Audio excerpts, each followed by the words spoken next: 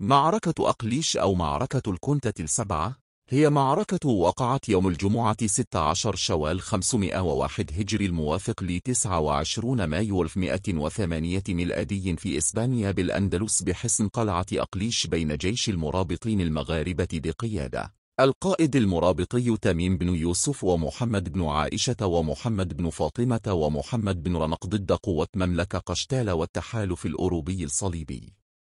بقيادة القائد القشتالي البرهنس بصحبة ولي العهد الأمير سانشو ابن ألفونسو السادس ملك قشتالة، وعدد من الكنتة أبرزهم غارسيا أردونيث قوة قبرة ومربي ولي العهد. وقد قدر ابن أبي زرع الفاسي عدد قتلى القشتاليين لأكثر من 23,000 أبرزهم ولي العهد ومربيه والكنتات السبعة، وانتهت المعركة بانتصار عظيم للمرابطين المغاربة المسلمين ضد القشتاليين وتحالفهم الصليبي الأوروبي.